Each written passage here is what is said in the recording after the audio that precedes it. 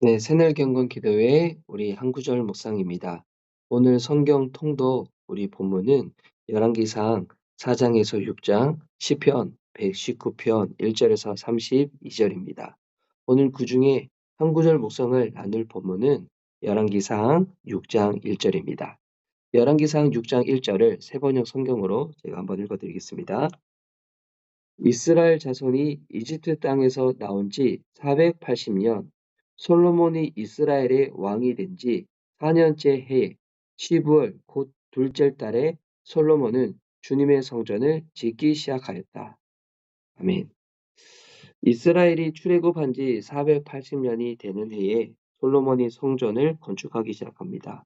오늘 이 한 구절은 하나님의 구원의 역사 위에 세워지는 예배의 자리, 그것을 보여주는 우리 한 구절입니다. 오늘 이 열왕기상 6장 1절 말씀을 우리 한번 자세히 한번 살펴보도록 하겠습니다.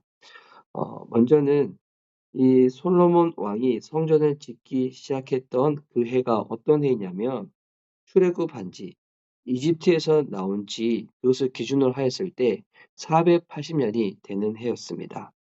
이번 성전은 출애굽 사건 이후에 세워지죠. 예배. 이번 이 성전은 어떤 곳입니까? 하나님을 만나는 곳이죠. 또 하나님 앞에 제사를 지르는 곳, 지음으로 따지면 바로 예배가 이루어지는 곳입니다. 예배는 어떻게 세워지는가? 구원의 역사 위에 세워지는 것입니다. 출애굽 사건이 어떤 사건입니까? 하나님께서 이스라엘 백성들 가운데 은혜를 베푸셔서 그들을 건져내신, 그들을 구출시키신, 그들을 구원하신 그 일이죠. 그 구원의 일 위에 바로 예배가 세워지는 것입니다. 그리고 솔로몬 왕이 된 지는 몇 년째가 된 해였는가? 바로 4년째가 되어진 때였습니다.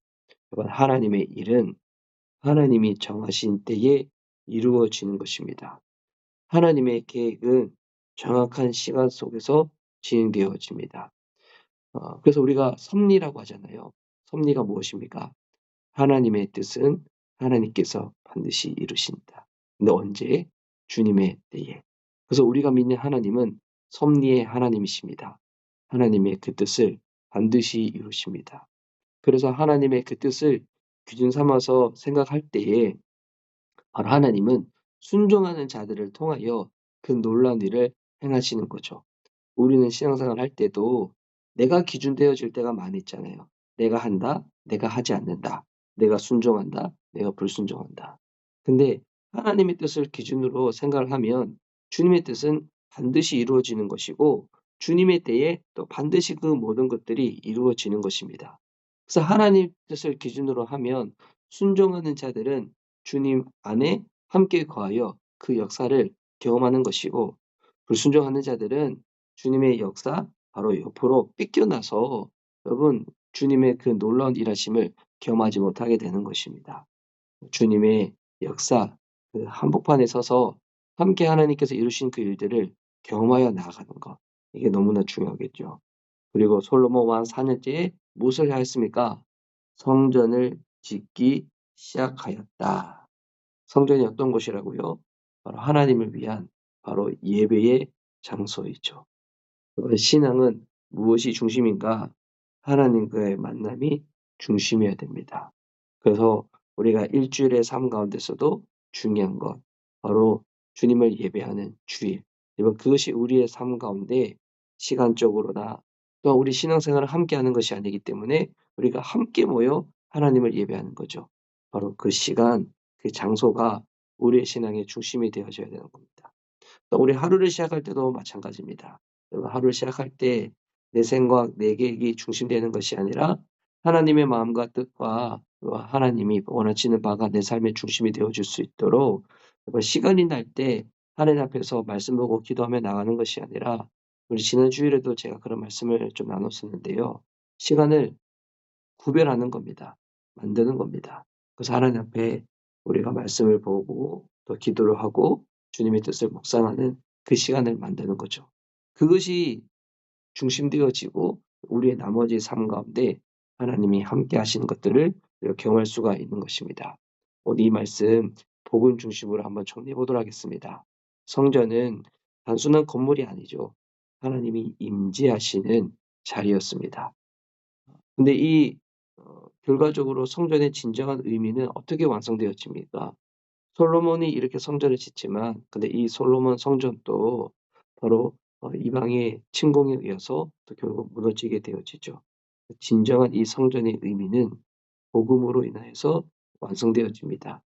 여러분 지금 신약 시대를 이후의 시대를 살아가는 우리들에게 무엇이 성전입니까? 예수 그리스도가 참된 성전이죠.